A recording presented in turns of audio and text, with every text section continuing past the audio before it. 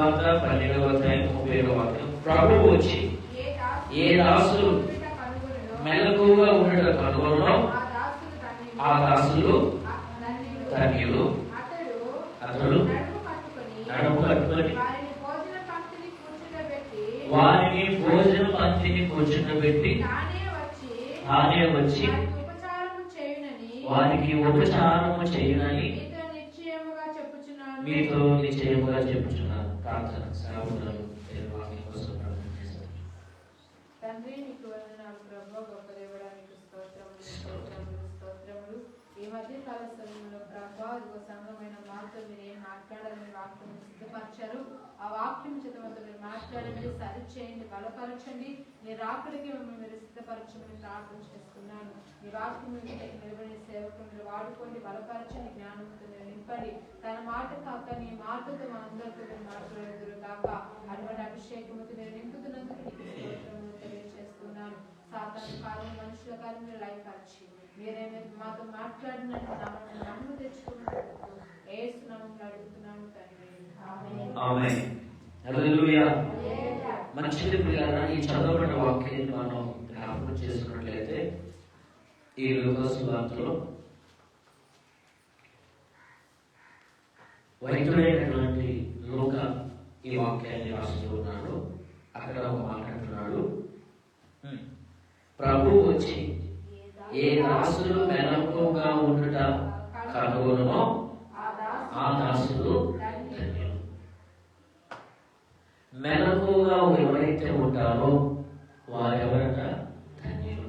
మెలకు కలిగిన వారు ధన్యులు. ఈరోజు మనం మెలకు కొన్నామా, నిద్రపోతున్నామా? మెలకు కొన్నామా? హల్లెలూయా. హల్లెలూయా. స్తోత్రం. మెలకువ అంటే రెండు రకాలు. ఒకటి శారీరకమైన మెలకువ, రెండోది ఆత్మ సంబంధమైన మెలకువ. శారీరక మెలకువ అది శరీరానికి ప్రయోజనకరం. ఆత్మ సంబంధమైన మెలకువ ఆత్మీయ జీవితానికి ప్రయోజనకరం. సో ప్రభు ఏమంటున్నాడంటే, ఎవరైతే మెలకువ కలిగి ఉంటారో ఆ మెలకువ కలిగిన వారు ధన్యులు. ఈరోజు ఆ మెలకువ కలిగిన ధన్యుల జాబితాలో నా ప్రభు మనకు చేర్చుగాక. మనము ధన్యులుగా చేయబడుగాక. ఎప్పుడు ధన్యులమవుతాం? ఎప్పుడు ధన్యులమవుతాం? మెలకువగా ఉన్నప్పుడే. మెలకువగా ఉన్నప్పుడే. పట్టబోలైనా నిద్రపోతా ఉన్నాం అనుకో, ఈ చుట్టూ ఏం జరుగుతుంది తెలిసిందా? పట్టబోలు నెట్టు మధ్యాహ్నం నిద్రపోతాము, నీ చుట్టూ ఏం జరుగుతుంది తెలిసిందా? తెలియదు. ఏం తెలియదు. అది మెలకువగా అనుకో, చీకటిలోనైనా నువ్వు కళ్ళు తీసుకుంటే ఏం జరుగుతుందని కానీ తెలుస్తుంది. అందుకని పవిత్ర ఉంటుందంటే మెలకు కలిగిన వారు ధన్యులు. ఎందుకంటే ఈ మెలకు ఏం చేస్తుందంటే నీ చుట్టూ పరిస్థితులు ఏంటో నీకు అర్థమయ్యేటట్టు చేస్తాయి. సమాచారం తెలియజేస్తాయి. ఈ చుట్టూ ఏం జరుగుతుంది, పరిస్థితులు ఎలా ఉన్నాయి, స్థితిగతులు ఎలా ఉన్నాయి అని తెలియజేస్తుంది. అందుకనే మెలకుగా ఉండాలి. మెలకు అంటే ఇంకొక పర్యాయం ఏంటంటే సిద్ధపాటు. మెలకు అంటే మరొక పర్యాయం సిద్ధపాటు. సిద్ధపాటు కలిగి ఉండాలి. సిద్ధపడి ఉండాలి. సిద్ధపాటు అనేది చాలా అవసరం. మెలకువ లేదా సిద్ధపాటు. ఇంకొక పర్యాయం పదం జాగ్రత్త. ఏంటంట? జాగ్రత్త.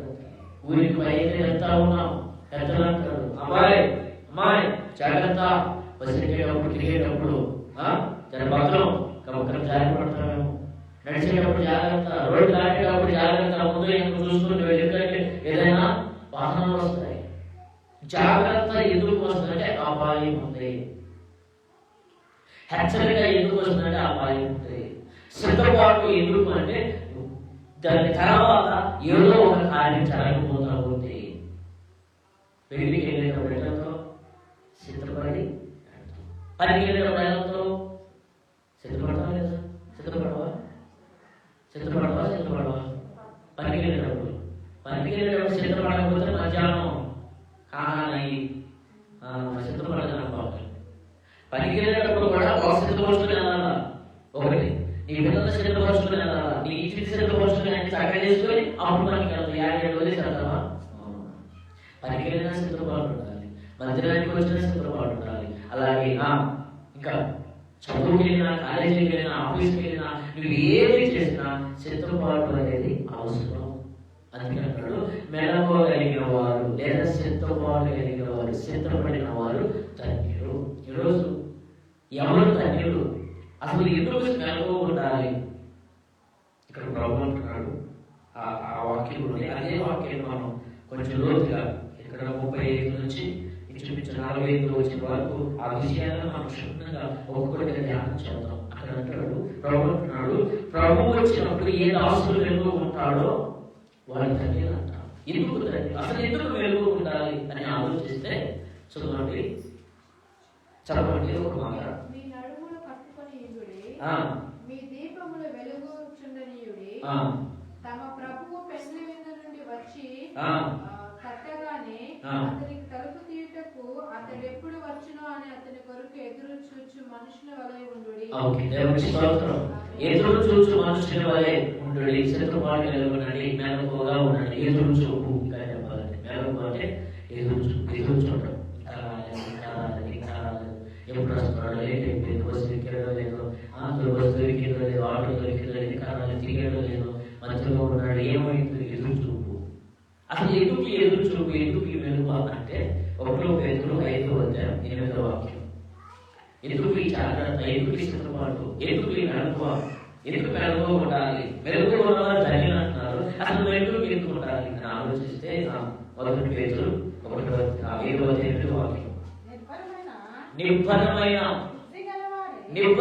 బుద్ధి గలవాడే, అది అక్కడ కూడా ఏమన్నాడు? నిబ్బరమైన బుద్ధి గలవాడే. నిబ్బరమైన బుద్ధి అంటే కావాలైన బుద్ధి, స్థిరమైన బుద్ధి. నిబ్బరమైన బుద్ధి గలవాడే ఎలా ఉండాలంట? మెలకువగా ఉంటుంది. మీ విరోధి అయిన అపవాది గర్జించు సింహము వలె ఎవరిని మింగుతున్నానని ఏం చేస్తున్నాడట? వెలుగుచూ తిరుగుతున్నాడు. మెలకువగా ఉన్నవారు ధన్యులు. అసలు మెలకువగా ఎందుకు ఉండాలి అని ఆలోచిస్తే మొట్టమొదటి మాట, నిబ్బరమైన బుద్ధి గలవారి వెలుగుగా ఉండండి. ఎందుకంటే నువ్వు వెలుగుగా లేకపోతే పైకి ఎవరున్నారు? మీ విరోధి అయిన అపవాది. మొట్టమొదటిది ఎందుకు వెలుగు ఉండాలి అంటే శత్రువు వచ్చి ఉన్నాడు. రాసుకోండి మొదటి మాట. ఎందుకు వెలుగు ఉండాలంటే మన శత్రువు వచ్చి ఉన్నాడు బయట. అపవాది మన శత్రువు ఎవరు? మన శత్రువు ఎవరు? మనుషులు అనుకున్న మనుషుల కంటే అసలు మన కనబడి కంటే కనబడి శత్రువు ఒకడు ఉన్నాడు. విరోధి, పరమ విరోధి, సర్వ సృష్టికి శత్రువు విరోధి. ఎవరంటే దేవుని చేత త్రోసివేయబడి, పాతాళంలో నరకములో మూలకు తొక్కబడి, భూమి మీద అటు ఇటు తిరుగుతూ, గాలికి వచ్చినట్టు తిరుగుతూ ఉండేవాడు ఒకడు ఉన్నాడు. ఎవరు? అపవాది, సాతాను. జాగ్రత్త, మెలకువగా ఉండండి. మెలకువగా ఉన్నవాడు ధన్యులు. ఎందుకు మెలకువ అంటే బయట శత్రువు వచ్చి ఉన్నాడు. ఎందుకంటే వాడు ఏం చేస్తున్నాడు? ఎవరిని మింగుదామా అని, ఎవరిని ఎక్కడ నాశనం చేద్దామని, ఎవరిని ఎక్కడ ఇబ్బంది పెడతామని అపవాది బయట వెతుకుతున్నాడు. మెలకువగా ఎప్పుడప్పుడు బుద్ధి కలవాలి. మెలకువగా ఉండండి, జాగ్రత్తగా ఉండండి, సిద్ధపాటుగా ఉండండి. ఎందుకంటే శత్రువు వచ్చి ఉన్నాడు. మీ విరోధి అపవాది గర్జించు సింహము వలె. అది సింహం అయితే కాదు. స్తోత్రం. నిజమైన సింహం ఆకలి అయితే అరుస్తుంది. మిగతా టైంలో అరవదు. వాస్తవం. ఆకలి అయితే అరుస్తుంది. అరిచినప్పుడు ఏమిటంటే ఆ చుట్టుపక్కల ఉన్న జంతువులన్నీ ఆడవాడి అమ్మ వచ్చేసింది, సింహం వచ్చేసిందని చెప్పి అవి భయపడి ఆడవాడి పరిగెత్తి ఆ పరిగెత్తే సమయంలో దానికి నచ్చిన పడుతుంది. అది సింహం అనుకున్నాను. గొడవ ఏదైతే తెలియదు. దేవుడి స్తోత్రం. అది ఆకలి అయితే అరుస్తుంది. కానీ ఇతర ఏం చేస్తున్నాడంట? ఇంకొకటి, సింహం నిజమైన సింహం ఏం చేస్తుందంటే ఆకలి అయినప్పటికీ పరిగెత్తుతుంది, ఆకలి అయినప్పటికీ తిరుగుతుంది. ఆకలి కాకపోతే ప్రశాంతం పడుకోవడం, వేటాడదు. కానీ ఈడు సింహం కాదు. సింహం అంటే వాడు ఏం చేస్తున్నాడంట? గర్జించు సింహం ఎవరిని మిగులుదని వెతుకుతూ ఈ పని అంటే కదా. ఈ సాతానికి ఎందుకు తిరుగుతాడంటే యోబు గ్రంథంలో రండి. యోబు గ్రంథం ఒకటి అవుతాయి 4 వాక్యం 5 వాక్యం.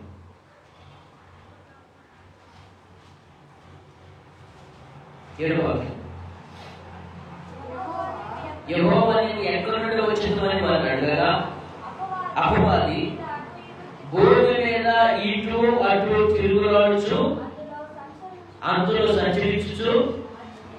ఈ పని సాధారణ పని చెప్పాలి సాధారణ పని. ఒక్కసారి కూర్చోడా, ఒక్కసారి కూర్చోడు, వచ్చే బాగా వచ్చే ఇక భూమి మీద తిరుగుతూనే ఉంటాడు. కాబట్టి ఎందుకు మెలకు ఉండాలి అంటే మొట్టమొదటి హెచ్చరిక, జాగ్రత్త, హెచ్చరిక, మెలకువ, భద్రం సుమి. ఎందుకంటే అడుగు సాతాను వచ్చి ఉన్నాడు, అపవాది, మీ విరోధి అయిన శత్రువు, మీ విరోధి అయిన అపవాది. ఎందుకంటే ఒకప్పుడు దేవుడు నాకు ఆ స్థానం ఇచ్చాడు, వాడు ఆ స్థానాన్ని కోరుకున్న తర్వాత దేవుడు తన స్వరూపంలో తన పోలిక చొప్పున మానవులు నిర్మించుకొని ఈ మానవులకు ఆ స్థానం వాళ్ళని చూస్తే తమని కాని స్థానంలో వాళ్ళకు వస్తే ఓర్చుకొని ఈ అపవాది ఏం చేశాడంటే ఇదిగో నాకు దొరికినటువంటి ఆ యొక్క మహిమ, ఆ స్థానము ఈ మనుషులకు దొరకకూడదని చెప్పి వీరిని ఎలాగైనా మింగాలి మింగాలి మింగాలి అని చెప్పి ఇంకొక మాట జాగ్రత్తనండి. నవ్వుతుంది మాట. రోగము రోగికి వస్తుందా, ఆరోగ్యవంతుడికి వస్తుందా? రోగము రోగికి వస్తుందా, ఆరోగ్యవంతుడికి వస్తుందా? మళ్ళా అడుగుతున్నా, రోగము రోగికి వస్తుందా, ఆరోగ్యవంతుడికి వస్తుందా? ఉదాహరణకి నిద్రనండి, నిద్రండి, ఏ బాగా ఆరోగ్యంగా ఉన్నాడు, ఏ బలహీనంగా ఏదో రోగంతో ఉన్నాడు అనుకున్నాడు ఉదాహరణకి. ఇప్పుడు ఇంకో రోగం ఈ మీదకి వచ్చిందా, ఈ మీదకి వచ్చిందా? ఎవరి మీదకి? ఏ మీదకి? అవునా?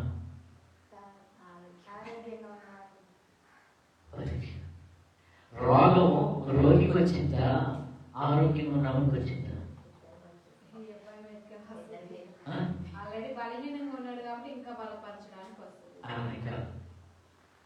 వాస్తవానికి ఈ ఆల్రెడీ బలహీనం ఉన్నాడు, ఈయన చేయగలను. ఇప్పుడు టాబ్లెట్ తిన్న చీని వాడుకుంటారు, ఈ ఆల్రెడీ పడిపోయినాడు కదా. సో అపవాది యొక్క ఆలోచన ఏంటంటే పడిపోయిన వారిని, దేవునికి దూరంగా ఉన్న వారిని, పాపంలో ఉన్న వారిని, బలహీనతలో ఉన్న వారిని, లోకంలో తిరుగుతున్న వారిని, రక్షణ లేని వారి కోసం కూడా జరుగుతుంది. నమ్మి బాప్తిసం పొంది రక్షించబడి ఈయన కోసమే, ఈయన కూడా మన వాక్యాలు పడేయాలి. స్తోత్రం. కూర్చో.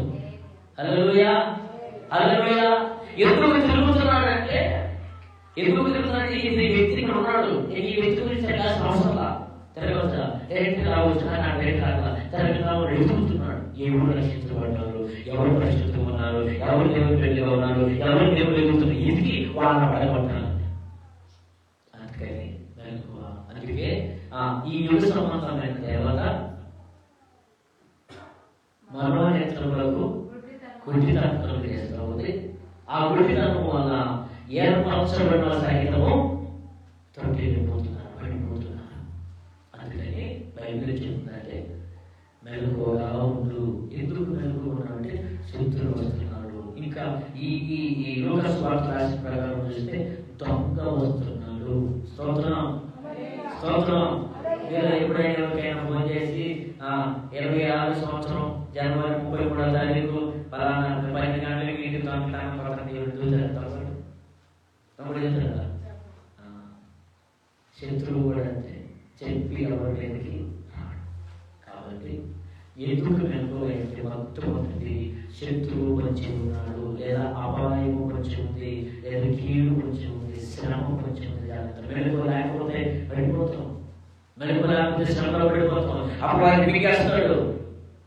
ఆ శత్రువులు అందించే శ్రమ అలిసినప్పుడు అప్పుడు దానికి వాళ్ళని రోగం రాకపోయినమాట ఈ జంతువులు జంతువులు ఇది ఎప్పుడైతే అనుకున్నానే ఈ అరుపుకి భయపడిపోయి యుద్ధం ఎవరు తెలియకుండా ఎదురుకే అంతే. ఏంటి మిగతా జంతువులు అనేక సార్లు అపవాది మనకు భక్తులు ఎదుగుతున్నప్పుడు, మనకు దేవుడి బిడ్డలు ఎదుగుతున్నప్పుడు మనకు పడగొట్టాలని కలిసేసరికి మనం ఈ కాపరంలో వాడి నోటిని పడతాం, వాడు హాయిగా చేస్తాం. కాబట్టి అపాయం ఉన్నది. ఉన్నది జాగ్రత్త. మెలకువ ఎత్తుకున్నారంటే మొదటిది శత్రువు వచ్చినాడు. రెండవ మాట ఎఫెసీయులకు రాసిన పత్రిక 6వ అధ్యాయం 12వ వాక్యం నుంచి. మనము పోరాడునది ఏమనగా మనము పోరాడునది శరీరులతో కాదు కానీ ప్రధానులతోనూ అధికారులతోనూ ప్రస్తుత అంధకార సంబంధులకు లోకనాథులతోనూ ఆకాశ మండలమందున దురాత్మల సమూహములతో పోరాడుచున్నాము. అందుచేత మీరు ఆపద్దినమందు వారిని ఎదిరించినప్పుడు సమస్తము నెరవేర్చిన వారి నిలబడటకును శక్తిమంతులైనట్టు దేవుడి నుంచి సర్వాంగ కవచం తొడుగుని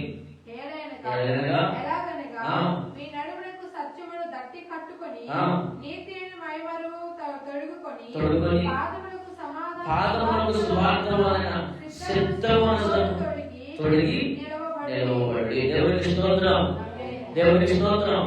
18వ వాక్యం ఆత్మ వలన ప్రతి సమయమును ప్రతి విధమైన ప్రార్థనను విజ్ఞాపనను చేయొచ్చు. ఆ విషయమే సమస్త పరిశుద్ధుల నిమిత్తము పూర్ణమైన పట్టుదలతో విజ్ఞాపన చేయొచ్చు. ఎలా ఉండాలంట? ఎందుకు మెలకువ ఉండాలి? మొదటిది శత్రువు పొంచి ఉన్నాడు, అపాయం పొంచి ఉంది, కీడు ఉంది. జాగ్రత్త. నువ్వు మెలుగు లేకపోతే శత్రువు నిన్ను కొట్టేస్తాడు, నేను ఇబ్బంది పెడతాను, శ్రమలో పెట్టవచ్చు, అపాయం. ఒకటి. రెండవది ఎందుకు మెలుగు ఉండాలంటే మనకు పోరాడినది మనం ఎక్కడ ఉన్నామంట? మనం ఏం చేస్తున్నామంట? పోరాడుతున్నాము. ఏం చేస్తున్నాం? నిజమేనండి. బాహ్య జీవితం, ఆత్మీయ జీవితం పోరాటమేనండి. ఎంత పోరాటం అంటే ఈ కన్యామో సరే ఒకరు చూద్దాం అంటుంది, ఈ కన్యామో ఇంకేమో పాస్టర్ నీ గురించే చదువుతుంది అంటుంది. స్తోత్రం, హల్లెలూయా. ఈ చెయ్యామో ఏ కాదు ఒకసారి తిన్నామంటుంది, ఈ చెయ్యామో ఇంకేముంది తిన్నామంటే ఈ నాశనికి నేను కూడా అంటుంది. ఈ కాలమో వెళ్దామంటుంది, ఈ కాలం వదిలే అంటుంది, ఈ కాలమో వెళ్దామా అంటుంది, ఈ కాలంగా కదా పిచ్చి పోయించమని అక్కడ వద్దామంటుంది. ఈ కాలం ఇప్పుడు రెండు పోరాటం. స్తోత్రం. ఎందుకు కలగకూడదంటే మనం పోరాటంలో ఉన్నాం, యుద్ధంలో ఉన్నాం.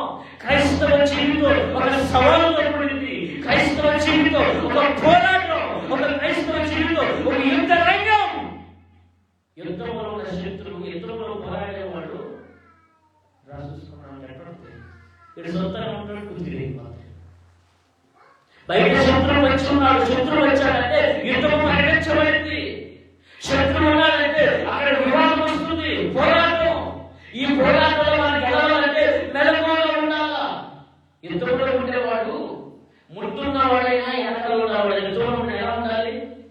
ఎలా ఉండాలండి? ఆరోగ్యంలో పనిచేసిన ఎలా ఉండాలి? పొరపాటున అర్ధరైతులే కూడా కుడికియకూడదు, కుడికి తెలియబోతు కూడా. శత్రువు తిరుగుతున్నాడు, అడు కూర్చోలా. ఎలా ఉంది? ఎప్పుడైనా ఒకసారి వారానికి ఒకసారి ఎలా ఉంటుందా? వాడు తిరుగుతూనే ఉన్నాడు. అలాగే ఇప్పటికీ ఆయన పరలోకం నుంచి తండ్రి చేత తోసివేయబడిన మొదలుకొని ఈ దినం వరకు వాడు తిరుగుతూనే ఉన్నాడు. అంటే పోరాటం చేస్తూనే ఉన్నాడు. మనం పోరాడుతుంది రక్త మాంసాలతో కాదు కానీ అంధకార సంబంధాలకు, వాయుమండల శక్తులతో, దురాత్మ శక్తులతో, సాతాన శక్తులతో మన కంటికి కనబడని విరోధితో మనం పోరాడుతున్నాం. అపవాది చూసినాడు. హల్లెలూయా.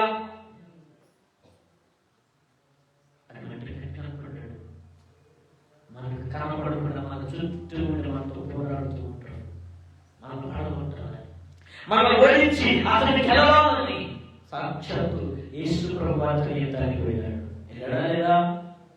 ఈ సాక్షాత్ యేసు ప్రభువు యుద్ధానికి వెళ్ళి నువ్వు దేవుడు వాళ్ళు ఎంత యుద్ధం చేస్తాడంటే నువ్వు కత్తి తీసుకుంటూ పడతాను అంటూ తెలివిగా యేసు ప్రభు దగ్గరికి వచ్చి వాడు పోరాటం చేస్తాడు. సాతాను మరి ఎలాంటి యుద్ధం చేస్తాడంటే యేసు ప్రభు దగ్గరికి వచ్చి అప్పటికే 40 రోజులు వేసి ఆహారం లేదు. ఇప్పుడు నీకేం కావాలి? ఏం కావాలి? తెలివి జనుడు నీకు ఆహారం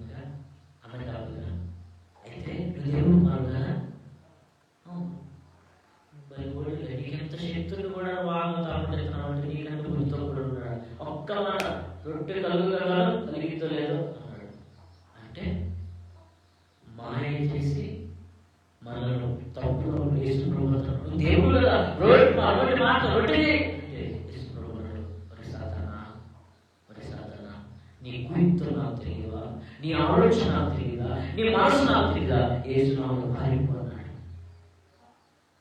నీకు ఏది అవసరమో, ఏది అక్కరో, ఏది కావాలో అక్కడే అపవాది నీకు ఓడిస్తాడు. నీతో వాడేమో వచ్చి పిడుగుతులకు తెలియదు మనుషులు కొట్టుకున్నాడు, ఆ యుద్ధాలు చేయవాడు.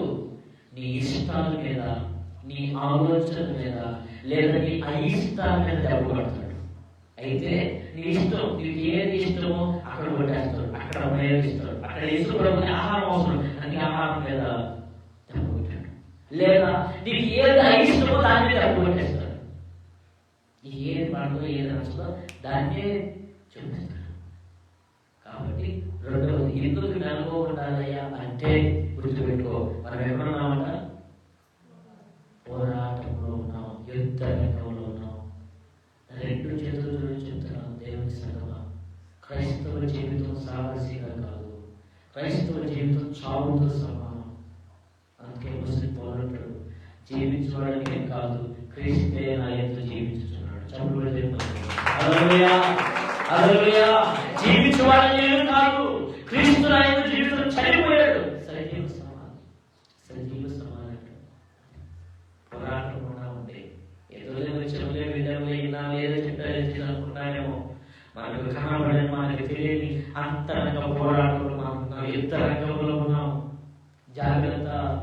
యుద్ధంలో ఉన్నవాడు ఏమాత్రం అజాగ్రత్తగా ఉన్నా ఎవడొచ్చి మేడగా కొట్టేస్తాడో,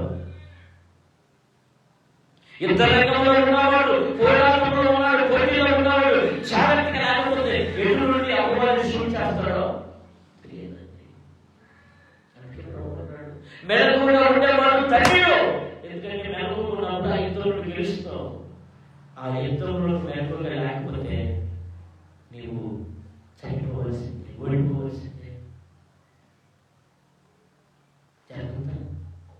ఏదో ఇల్లేములే వచ్చేములే ఉన్నాములే పోయేమనుకున్నామేమో. క్రైస్తవ జీవితం అంటే కాలం, భక్తి జీవితం అంటే ఏదో ఆ తలబాటు బైబుల్ లేదు, బాప్టిస్టు లేదు, ఏదో 2 లక్షలు ఏదో అనుకుంటున్నామేమో. ఈ బయటికి కనబడని యుద్ధం జరుగుతుంది దేవునికి దయ్యానికి. క్రైస్తవులకు సాతానికి కనబడే యుద్ధం జరుగుతుంది. మనం పోరాడాలి, రక్త మాంసంతో కాదండి, కంటికి కనబడి అంధకార సంబంధం వాయుమండల శక్తులతో మనం పోరాడుతున్నాం. క్షణం మన మీద వాడు యుద్ధం చేస్తూనే ఉంటాడు.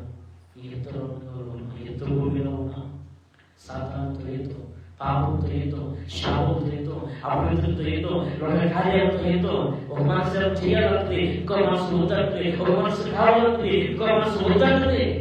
ఇలాంటి అనుభవం మీకు ఎప్పుడు కలగలేదా? ఒకేసారి ఒక విషయంలో ఒక వాక్యమో చేయాలనిపిస్తుంది, ఒక వాక్యమో చేయకూడదు అనిపిస్తుంది. అది యుద్ధం. ఆ యుద్ధంలో మెరుగు ఉంటే గెలుస్తావు, ఆ యుద్ధంలో మెరుగు లేదనుకో పడిపోతావు. యుద్ధంలో ఉన్నామా లేదానికి అనేక సార్లు నీ అనుభవాలే ఉంటాయి. ఏదైనా ఒక కార్యానికి వెళుతున్నాం, ఒక పనికి ఏదైనా చేస్తున్నాం, నీ మనసు నీకు కనిపిస్తుంది. ఒక మనసు అంటుంది ఆ ఏం కాదు అందరూ పోతున్నాం బాగా ఉంటుంది, ఇంకో మనసు అంటుంది వాడు పోతే పోయి మనకి అని అంటుంది. అది యుద్ధం. ఆ యుద్ధంలో నువ్వు వెలుగుకున్నావు అనుకో, వెనుకనే వేస్తావు. నువ్వు యుద్ధంలో వెలుగుకునేవనుకో, అంతమంది మొక్కనే పోతే ఏముందని అంత పడ్డాను కనుక ఉపయోగిస్తాం. అంతే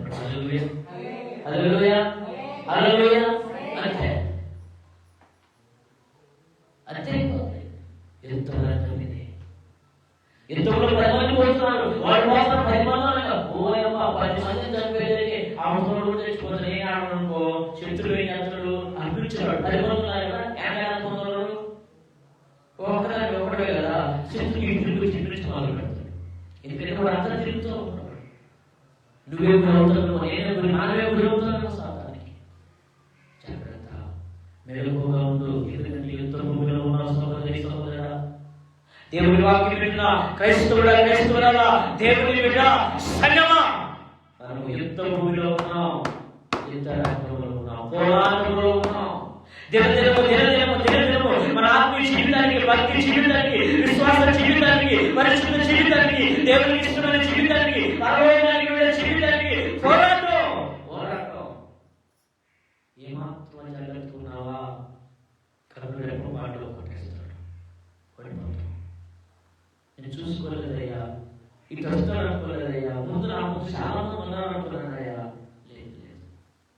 ఆ నూనె సరిపోతాం అనుకున్నానమ్మా. ఆయన అంత లేకపోతాడు, నాకేం తెలుసు. ఆయన లేకపోవచ్చు, నాకేం తెలుసు. నేను బాగా తెలుసుకున్నాను.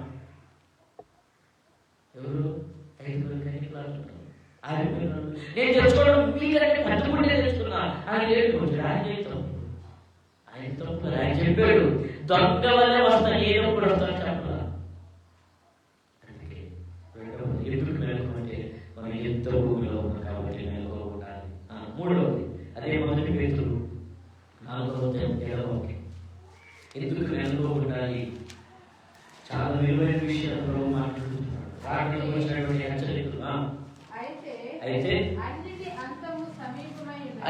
అన్నిటి అంతము సమీపమైనది కాగా మీరు స్వస్థబుద్ధి గలవారై ప్రార్థన చేయుటకు అదుగో.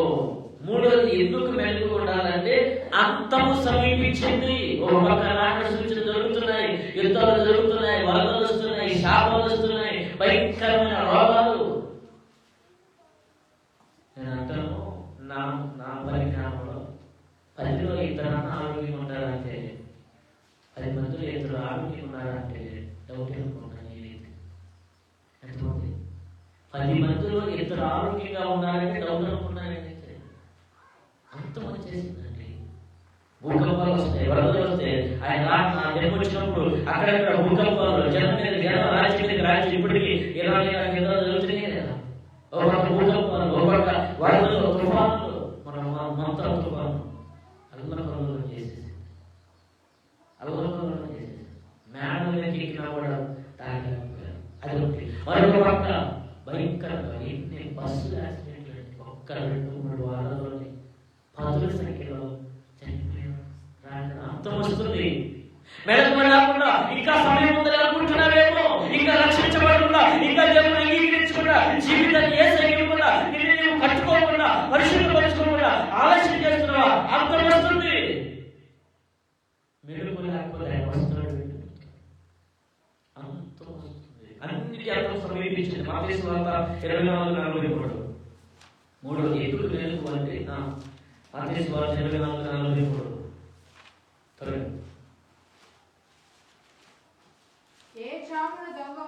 అదిగో ఏ జామున దొంగ వచ్చునో ఇంటి యజమానికి తెలిసి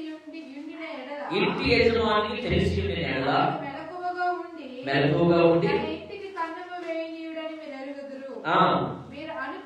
మీరు అనుకొనని గడియలో మనిషి కుమారుడు వచ్చును గనకనే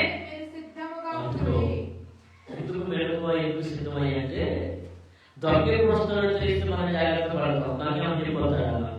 యేసు ప్రభుని దొంగ వల్లే వస్తాడనంటే దొంగతనం చేయడానికి కాదు. దొంగ ఎలా సమయం చెప్పకుండా వస్తాడో అలాగా ఎరుగని సమయంలో, మీరు ఎరుగని సమయంలో ఆయన వస్తాడు. ఇంకా ఉండలే, ఇంకా పెళ్లి కాలేదుగా, ఇంకా ఉద్యోగం రాలేదుగా, ఇంకా మానవుడు పుట్టలేదుగా, ఇంకా అనుకునే రాలేదుగా అని నువ్వు ఇంకా నిర్లక్ష్యం చేస్తావు అనుకో, దొంగ ఎప్పుడు వస్తాడు? దొంగ వచ్చే సంవత్సరం రావచ్చు, ఈరోజు సాయంత్రం రావచ్చు. ఈరోజు పరిస్థితి మెలకువ జీవితాన్ని ఏసైకప్పుడు తెచ్చుకున్నాను. బాప్తిస్మం పొంది రక్షించబడి క్రీస్తు బిడ్డగా మార్చబడే మెలకువ. ఎందుకు మెలకువ ఉండాలంటే అన్నిటికీ అంత. మార్కు సువార్త 13:35 మార్కు సువార్త 13:35 ఇంటి యజమానుడు ప్రవేశించుకున్నట్లు మెలకువగా ఉండి ప్రార్థన చేయుడి. 35 కొంత దూరము సాగిపోయి అప్పుడు ఆయన 13:35 ఇంటి యజమానుడు ప్రొద్దుకి వచ్చును, అర్ధరాత్రి వచ్చును, కోడి కోయిలు మూడుకు వచ్చును, తెల్లవారునప్పుడు వచ్చును, ఎప్పుడు వచ్చును మీకు తెలియదు. ఆయన అకస్మాత్తుగా వచ్చి మీరు నిద్రపోతున్నట్టు చూసినేమో కనుక అసలు ఇంకా నీట్గా రాశాడు. ఎప్పుడెప్పుడంట? పొద్దుగినప్పుడు రావచ్చు, అర్ధరాత్రి రావచ్చు, కోడి కూసినప్పుడు రావచ్చు, తెల్లవారినప్పుడు రావచ్చు. ఎప్పుడు వస్తాడో మీకు అంతం వచ్చేసింది. ఆయన ఎప్పుడు వస్తాడో తెలియదు. అప్పుడు మీరు నిద్రపోవాలని చూసేటనుకో ఇంకేముంది విడిచిపెట్టాలి. అందుకని నిద్రపోకుండా, నిద్ర అంటే అజాగ్రత్తగా అనాలోచన పోకుండా మెలకు కలిగి సిద్ధపాటు కలిగి బ్రతుకుదుగాక. ఆయన అంతం వచ్చింది. ఆయన రాబోతున్నాడు. యేసు ప్రభువు రాబోతున్నాడు. ఆయన రావాలని తిరిగి రాబోతున్నాడు. ఏ క్షణం వస్తాడో తెలియదు, ఏ దినం వస్తాడో తెలియదు, ఏ రోజు వస్తాడో తెలియదు. ఈ రోజు రావచ్చు, ఈ క్షణం రావచ్చు, లేదా నెక్స్ట్ నియమైన రావచ్చు. ఆయన చిత్తం, ఆయన ఉద్దేశం, ఆయన అనే కాలం ఆయన పెడతాడు. తండ్రికి తెలుసు, కుమారుడు తెలుసు. మెరుగుగా ఎందుకు మెరుగు ఉండాలి? ఏ ఒక గంట నిద్రపో తప్పేదంటావా? నిద్రపో గంట, ఈ గంటలో ఆయన వచ్చి వెళ్ళిపోతాడు.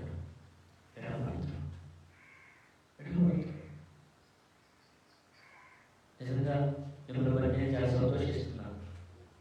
ఆ ఉదయకాలం ప్రాంతంలో మరి కష్టంగా చేస్తున్నారు, ఇష్టంగా చేస్తున్నారు, ఎట్లా చేయండి, నమ్మకంగా ఉదయకాలం వేసి ప్రభుత్వంలో ప్రార్థన చేస్తున్నారు. చాలా సంతోషం. నా ప్రభు నిశ్చయంగా మిమ్మల్ని మీ కుటుంబాన్ని దీవించగాక. నిశ్చయంగా ఆ ప్రార్థన ఫలం మీకు మీ కుటుంబాలకు కలుగుగాక. నమ్మకం మెరుగు చేయండి. ఇక్కడ మీ అందరూ తీసుకురండి. మెరుగుగా ఉదయకాలం ప్రార్థన చాలా చాలా ఎందుకంటే అంతం సమీపించానండి. ఇంకా ఉందని అనుకోవాక అక్కడ వృద్ధులు జరుగుతున్నాయి, అక్కడక్కడ మరణాలు జరుగుతున్నాయి, అక్కడక్కడ భూకంపాలు జరుగుతున్నాయి. మన ఈ మధ్య భూకంపం వచ్చింది, భయంకరంగా వచ్చింది. ఒక పక్క క్రైస్తవులు హింసలు నైజీరియా 1,00,000 మందిని చంపారు. నువ్వేం నిద్రపోతున్నావు? నీకు ఆలోచన లేదు, నీకు జాగ్రత్త లేదు. ఒక పక్క శత్రువు వచ్చి ఇదిగో క్రైస్తవులు చంపుతున్నారు. 1,00,000 మంది నైజీరియాలో చంపారండి. 1,00,000 మంది అండి. మరలా వేల మంది సాగులు చంపారండి. నీకేది అర్థం అది చదవడం ఉందా? 1,00,000 మంది చంపుతున్నారు. అందుకే ఇవన్నీ ఏంటంటే అంతవరకు వచ్చిన అక్కడక్కడ భూకంపాలు, అక్కడక్కడ వరదలు, అక్కడక్కడ కరువులు. ఆ మధ్య శ్రీలంక దేశాన్ని విడిచిపెట్టిన వాళ్ళంతా కరువు వచ్చి శ్రీలంక దేశం తీసుకుని మన భారతదేశం కూడా అదే స్థితి పడితే భయపడ్డారు. కరువులు వస్తున్నాయి. సౌత్ ఆఫ్రికా దేశాలు కనిపిస్తున్న నైజీరియా, కెన్యా, కెనడా ప్రాంతాల్లో చూస్తే మొత్తం లేదంటే వాళ్ళకి తలుపుకోవాలి. వాళ్ళు కూడా చూస్తే చిన్న లాభాలకి వెళ్ళిపోవడం జరుగుతున్నారు. మొత్తం పెట్టారు. మనకి మెరుగు లేదు. దేవుడిచ్చిన ఆశీర్వాదం విషయంలో మెరుగు లేదు. దేవుడిచ్చిన ఆహారం విషయంలో మెరుగు లేదు. దేవుడిచ్చిన దేవుడి విషయంలో మెరుగు లేదు. జాగ్రత్త. మెరుగుగా మూడవది అంతం వస్తుంది. మూలవాక్యం లూకాసు వార్త. అక్కడ ఏమంటున్నాడు? లూకాసు వార్త. ప్రభు వచ్చి ఏ దాసులు మెరుగుగా ఉండే కనుగొనడం ఆ దాసులు ఎందుకు మెలకుగా ఉండాలి? ఆ మెలకుగా ఉన్నవారు ధన్యులు. ఎందుకు మెలకుగా ఉన్నామో మనం నేర్చుకున్నాం. ఎందుకు ఉండాలి? ఇక్కడ చాలా ఉన్నాయి. ప్రాముఖ్యమైన 3 విషయాలు చెప్పారు సమయంలో. మొదటిది ఎందుకు మెలకుగా ఉండాలి? చెప్పండి. ఎందుకు? శత్రువు వచ్చి ఉన్నాడు, సాతాను, శ్రమ వచ్చి ఉంది, అపాయం వచ్చి ఉంది. జాగ్రత్త. మెలకుగా జాగ్రత్త. రెండవది మనం యుద్ధంలో ఉన్నాము, పోరాటంలో ఉన్నాము. యుద్ధంలో ఉన్న వాళ్ళు హాయిగా విశ్రాంతి తీసుకుంటానంటే ఇక వారికి ఏ స్నామంలో పరమ విశ్రాంతి. అర్థమైందా? యుద్ధంలో విశ్రాంతి అంటే పరమ విశ్రాంతి. ఎక్కువ ఈ నిద్రపోతున్నాడు, అడవులందరూ కూర్చుకొస్తుంది, వెళ్ళిపోతాడు. ఇక పరమ విశ్రాంతి. ఇక మనం నేను లేచి యుద్ధం చేస్తాను. ఇంకా నువ్వు లేచేది, నువ్వు లేచేది లేదు, యుద్ధం చేసేది అంతే. యుద్ధ భూమిలో ఉన్నావు. ఒకటి శత్రువు మంచి ఉన్నాడు, జాగ్రత్త. రెండవది మెలకువ. రెండవది యుద్ధ భూమిలో ఉన్నావు, మెలకువగా ఉంటావు. మూడవది అంతం వచ్చేసింది అంటే క్రీస్తు వస్తున్నాడు, క్రీస్తు రాబోతున్నాడు. అయితే ఆ మెరుగు కలిగిన వారు ధన్యులాట. ఏంటి మెరుగు కలిగిన వారికి దేవుడిచ్చిన ధన్యతలు ఏంటి అంటే చాలా గుప్పితులుగా వచ్చాం. దొంగ ఏ గడియ వచ్చునో ఇంటి యజమానునికి తెలిసిన ఎడల అతడు మెలకువగా ఉండి తన ఇంటికి కన్నము వేయడని. మెరుగుకున్నవాడు దొంగడు వచ్చినట్టుకో, మెరుగు ఉన్నావు, దొంగడు సీట్లో దొంగతనం చేస్తాడు, మెరుగు ఉన్నావు, ఎదురు చేస్తా. ఏం చేస్తావు? నువ్వు మెరుగు ఉన్నావు కాబట్టి దొంగడు వచ్చిన ఛాయ్ నీకు తెలిసిన వెంటనే వారిని తరివేయడానికి సిద్ధపడుతున్నా. అంటే ఇక్కడ ఏంటంటే ఆ దొంగ వల్ల కలిగిన మెరుగుగా ఉంది, నీ కలిగి తగ్గితే ఆ దొంగ వల్ల కలిగి అపాయం నుండి తప్పించబడుగాక. ఆమేన్. తప్పించబడతావు. నువ్వు మెరుగుగా ఉంటే తప్పించబడతావు. మెరుగు కలిగిన వారు ధన్యులు, ఎందుకంటే వారు తప్పించబడతారు. దొంగ వచ్చినప్పుడు నువ్వు మెరుగుకున్నావు అనుకో, వారు చేసేటువంటి హాని నుండి తప్పించబడతావు. నువ్వు మెరుగుగా లేవనుకో కొనిపోతావు. అప్పుడు సామెత చెప్తా ఉండేది పెద్దలు కదా. ఒక ఇద్దరు దొంగలంట, ముగ్గురు దొంగలంట. ముగ్గురు దొంగతనం చేయడానికి వెళ్ళాలంట. ముగ్గురు దొంగతనం చేయడానికి వెళ్తే ఏదో బాగా ఊరేళ్ళ ముసిలి పూలు పొడిచిన ముసిలాన్ని ఊళ్ళో వెళ్ళారంట. అప్పటికి అన్ని తిరిగేది సినిమా కలిగితే ఆడకపోతే ఆ ఇల్లు కూడా ఎదిగి ఏం తరగలేదంట. కోడి పోతారు, కోడి కూర్చుతామని కాలం పోతే పడతారని ఇక ఏంటి అదే తిరిగి ఆడలంతా ఏం చేయాలని తిరిగితే గంట చక్కెర కనీసం బియ్యం లోపల బాగుంటుంది. సరే రాత్రి తాపం లేదు కదని చెప్పి అయ్యన్న కాసుకుంటారని కాసుకుంటున్నారు. కాసుకుంటుంటే ఈ ముసిలి అని గొర్రె పెడతారంట. ఆ ముసిలి పొడుగులా ఉంది వేస్తారు, కాసుకుంటారు. ఆగాలు అయిపోయిందని ఈ గొర్రె పెట్ట తీసుకెళ్ళి గొంతులో పోసారంట. అంత శబ్దం వస్తున్నా మెరుగు లేదు. గొంతులో పోతే పుడుకు చేసిన తర్వాత ఏమైంది? ఊళ్ళో ముందు వేసి రాగలుగుతాయి కదా, ఊరంతా వేసి కోడి కూసిన లాభం ఏంటి లాభం లేదంటే చూస్తే సరిచుంది. పాపం పుట్టి బయలుకి చేసినప్పుడు పాపం మళ్ళీ కొన్నాడు. పాపం పుట్టి బయలుడు దేవుడు. ఇంత ఊళ్ళో అందరూ వచ్చి బయలుకి తెలిసి అందరూ 10 మంది ఆడుకొచ్చి బయలుకి తెలిసిన అడమంతులు వచ్చి బాగా మున్సిపల్ నాకే తెలుసా ఆ తరుపు సంగతి ఆ మాసం దేవునికి స్తోత్రం. హల్లెలూయా. మెరుగు లేకపోతే ప్రాణమే పోతుంది. ఇక్కడ చెప్పదలసిన విషయం అది. మెరుగు లేకపోతే ఆ అపాయంలో పడిపోతావు, ఆ కీడులో పడిపోతావు, ఆ శ్రమలో పడిపోతావు, ఆ నాశనంలో పడిపోతావు. మరణమే వస్తుంది. జాగ్రత్త. మెరుగు ఉన్నవారు ధన్యులు. ఏంటి వారు కలిగేది ఏంటంటే ఇదిగో దొంగ వచ్చే కలిగే తెలిసినప్పుడు ఇచ్చి యజమానుడు తన ఇంటికి కన్నం వేయకుండా జాగ్రత్త పడతాడు. అంటే తన కలుగుతున్న అపాయము, కీడు, ఆ శ్రమ తన ఇంటి మీద తన మీద రాకుండా దాన్ని నెట్టివేసుకుంటాడు. జాగ్రత్త పడుతున్నాడు. మెరుగు లేదనుకో వాడు ధాన్య వస్త్రాలు కనవేస్తాడు, ఉన్నాయని దోచుకుపోతే మన వల్ల అవసరమైతే చంపలైనా దోచుకుపోతాడు. ఇంటోడు ఏమన్నా అమ్ముకుంటాడా? కలబడి తెలియజేస్తాడు. అది కావాల్సిన అది పొందుకుంటే అవసరం చంపేసేయా. అందుకని మెరుగు ఉంటే నీ మీదకు వచ్చిన సాతానులను తప్పించబడదుగాక. ఆమేన్. ఆమేన్. ఏ శత్రువు నేను వెంటాడుతున్నాడో, ఏ యొక్క శత్రువు, ఏ అపాయము, ఏ కీడు నిన్ను నాశనం చేయాలని, నిన్ను దోచుకోవాలని, లేకపోతే నేను అక్కడ ఏమని రాసింది కన్నము వేయాలని, నీకు కలిగినది ఏది దోచుకెళ్ళాలని, ఏ అపవాది, ఏ శత్రువు ఏది వస్తున్నాడు, నువ్వు వెనుకుంటే అక్కడ అది దోచబడకుండా నువ్వు భద్రపరుచుకుంటావు. నీవు క్షేమంగా ఉంటావు. ఇప్పుడు వెలుగుగా ఉన్నప్పుడు, వెలుగు లేకపోతే దొంగ వస్తాడు, అపాయం వచ్చేస్తాడు. ఒకటి దాన్ని తప్పించబడతావు. మొదటిది. రెండవది ఇంకొక మాట, అదే 42-43. ప్రభు ఇట్లా తగిన కాలమున ప్రతి వానికి ఆహారం పెట్టుటకు యజమానుడు తన ఇంటి వారి మీద నియమించినట్టు నమ్మకమైన బుద్ధి గల నిర్వాహకుడు ఎవరు? ఎవని ప్రభు వచ్చి వాడు అలాగ చేయించుట కనుగొను. ఆ దాసుడు ఎవరు మెరుగుకుంటాడో ఆ దాసుడు ధన్యుడు. ఏంటి అతను కలిగిన ఏంటంటే అతడు తనకు కలిగిన దాని అంతటి మీద వారిని ఉంచునని మీతో నిశ్చయముగా స్తోత్రం చెప్పాలి. హల్లెలూయా. ఏంటి మెరుగుకుంటే కలిగే ధన్యతలు? మొదటిది తప్పించబడతావు. ఏ కీడు, ఏ శత్రువు, ఏ శ్రమ, ఏ అపాయం మీదకి వస్తుందో దాని నుండి తప్పించబడతావు. రెండవది, నువ్వు మెరుగుగా ఉంటే ఏమవుతుందంటే నీ యజమానిని చూసినప్పుడు నీ నమ్మకాన్ని బట్టి తనకు కలిగిన దాని అంతటి మీద నేను అధికారిని చేయనుగాక.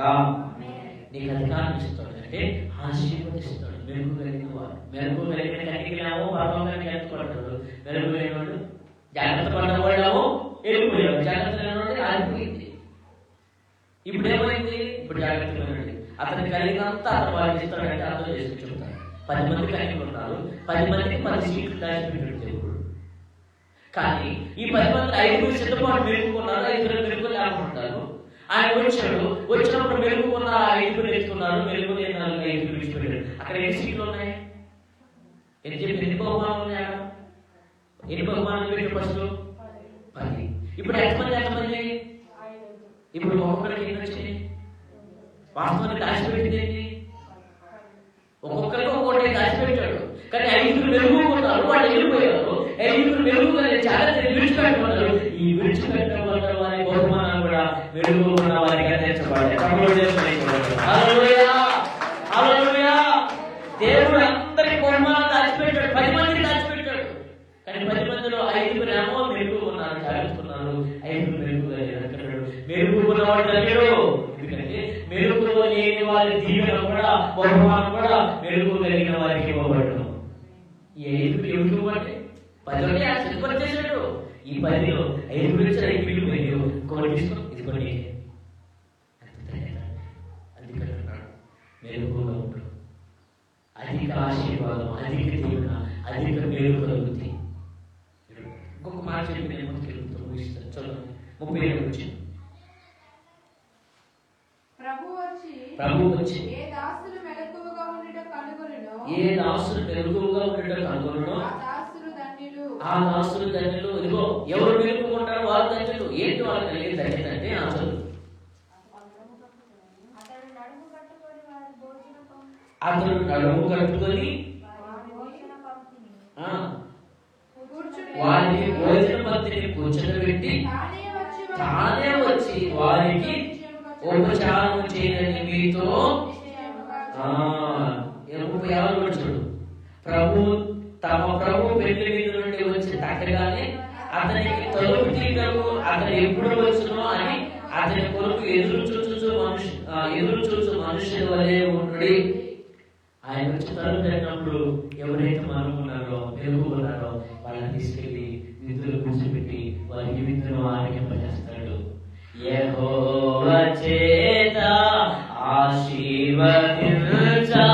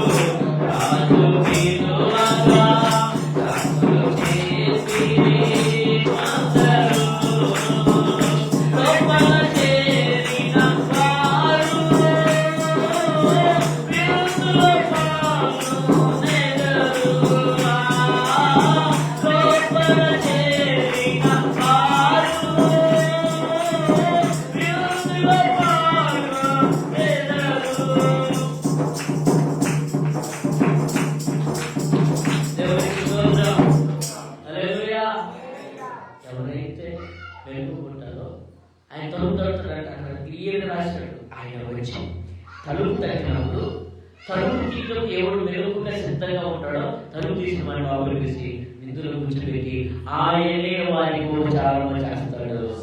ఎవరు చేస్తాడు? ఎవరండి? చెప్పలేదు. మనుషులు కాదు, మనకు నచ్చినవాడు, మనకు మెచ్చినవాడు, మనం ఇష్టపడిన మన ఇష్టపడిన కాదు, దేవుడే ఉపచారం చేస్తాడు. దేవుడే విందును ఆరోగ్యంపజేస్తాడు. చెప్పబడితే దేవుడే విందును ఆరోగ్యంపజేస్తాడు. పరలోకానికి తీసుకెళ్ళండి. ఆయన తలుపు తడుతున్నాడు. ఎవరు స్వరమిని నా స్వరమిని తలుపు తీస్తాడు. నేను వాళ్ళకి వస్తా, వాళ్ళ వాళ్ళతో నేను వాళ్ళతో కూర్చొని కలిసి భోజనం చేస్తా. నేనే వారికి విందు ఆరోగ్యంపజేస్తా. నేనే వారికి భోజనం పెడతా. వాడు నాతో కలిసి భోజనం చేస్తాడు. ఎవరు తండ్రి అంటే తలుపు తీసేవాడు. ఆయన తడతాడు తలుపు. ఆ తలుపు తెచ్చినప్పుడు నువ్వు మెరుగుగా ఉంటే తలుపు తీస్తావు. నువ్వు మెరుగుగా లేదు, నువ్వు తలుపు తీయలేదు. అందుకని చదవమాట ఒకసారి. తమ ప్రభు పెళ్లి నుండి వచ్చి తట్టగానే అతనికి తలుపు తీయకు అతడు ఎప్పుడు వచ్చునో అని అతని కొరకు ఎదురు చూచు మనుషుల వలె ఉండుడి. ప్రభు వచ్చి ఏ దాసులు మెలుగుకుంటాడు అనుకున్నానో ఆ దాసులు ధన్యులు. అతడు నడుము కట్టుకొని వారిని భోజన పంక్తిని కూర్చొని పెట్టి తానే వారికి. మూడవ తరగతి ఏంటంటే నిన్ను విందులోనికి ఆహ్వానిస్తాడు. ఏ విందది? కొర్రె పిల్ల వివాహోత్సవ విందు, పరలోకంలో జరిగే విందు. మెలుగు కొట్టి ఆ విందులకి పెళ్లి వస్త్రము లేని ఒకరిని, పెళ్లి వస్త్రము లేని ఒకరిని రోజుని వెలుపల చీకటిలో, రోజుని వెలుపల చీకటిలో యెహోవా చేత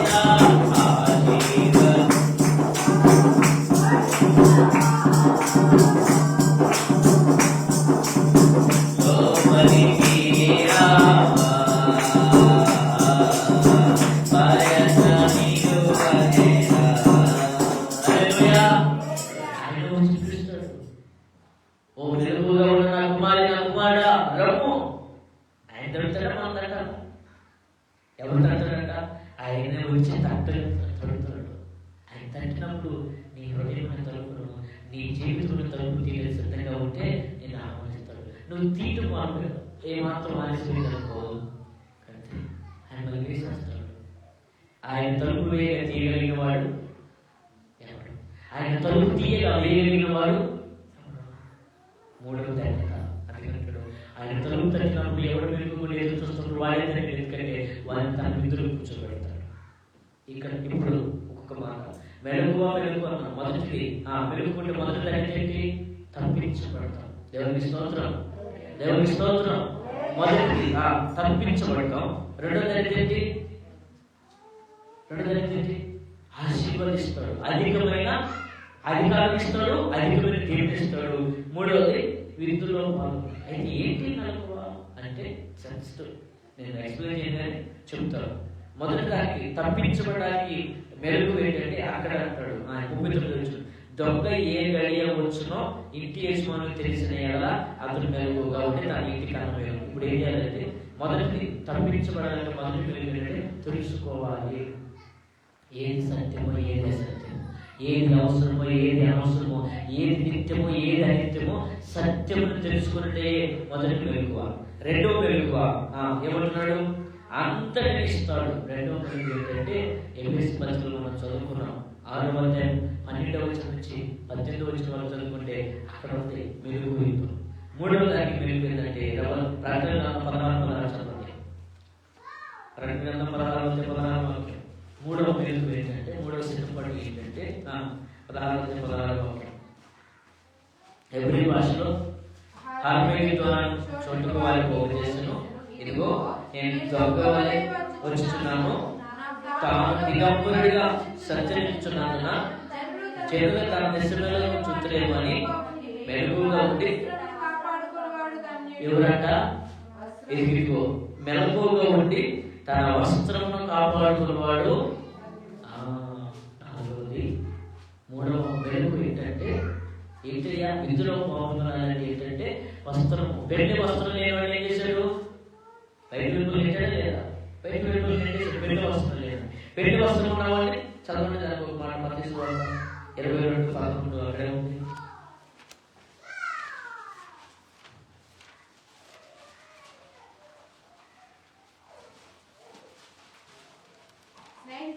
స్నేహితుడా పెళ్లి వస్త్రం లేక ఇక్కడికి ఎలాగో వచ్చుతామని అడగగా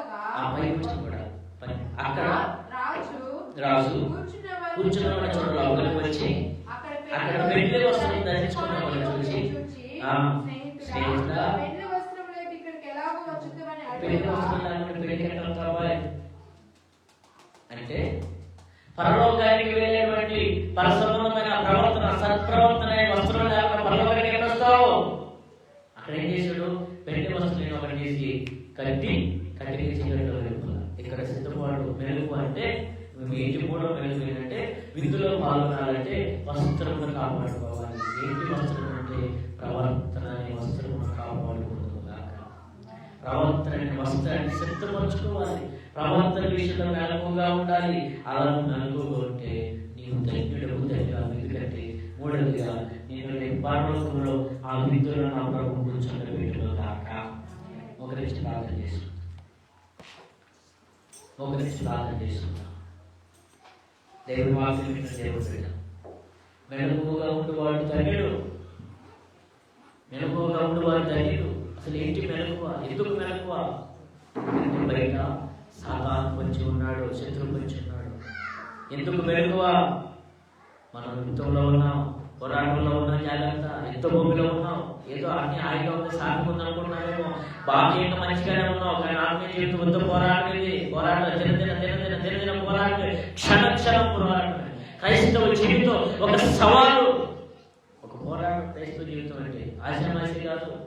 ఇది ఏదైనా వచ్చాలో ఉన్నాను అనుకున్నాను. పోరాటం ఇది క్రైస్తవ జీవితం అంటే. పోరాటంలో అందుకే జాగ్రత్త. మూడు, ఎందుకు జాగ్రత్త అంటే, ఎందుకు మెరుపు అంటే, ఇదిగో అంతము సమీపించింది అనగా క్రీస్తు వస్తున్నాడు, రాకవస్తుంది. ఆయన వచ్చినప్పుడు ఎంత పడేసింది వాళ్ళు మెలుకుంటారు. కాబట్టి ఈ 3 రకాల పరిమాణం మెలుకుంటారు. 3 కారణాలు. అలాగే మెరుగుకున్నడే ఇదిగో ఈ విషయం బట్టి. అయితే మెరుగుకున్నవారు ధన్యులు. ఏంటి వారు కలిగే ధన్యత? మెరుగుకున్నవారు కలిగే ధన్యత ఒకటి, తప్పించబడతాం శత్రు నుంచి, అపాయం నుండి, కీడు నుండి, శాపం నుండి, నాశనం నుండి, నిత్య నరకము నుండి తప్పించబడతాం. అగ్ని ఆరని, పురుగు చావని, పాతాళ కోపం నుండి తప్పించబడతాం. అది ధన్యత.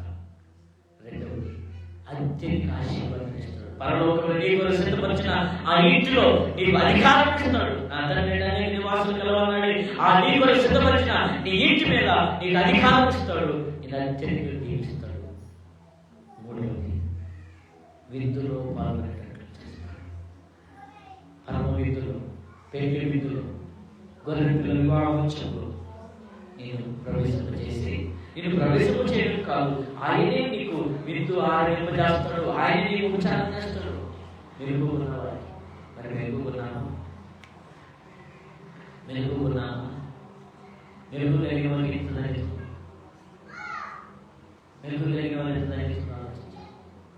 ప్రభు మాట్లాడుతున్నాడు. మెరుగువా? శత్రువు ఉన్న జాగ్రత్తమ్మా, నిర్లక్ష్యం ఉన్నావేమో. యుద్ధంలో ఉన్న జాగ్రత్త తండ్రి, సహోదరుడా, యుద్ధంలో ఉన్న జాగ్రత్త. ఇదిగో అంతం వచ్చేసింది, జాగ్రత్త. నేడవైపు నా ప్రభు రాబోతున్నాడు. సిద్ధపడితే తప్పించబడతాం. మెరుగుకుంటే ఆశీర్వాదం, మెరుగుకుంటే భాగ్యం. ప్రార్థన చేసుకుని అందరూ కూడా వాక్యాన్ని బట్టి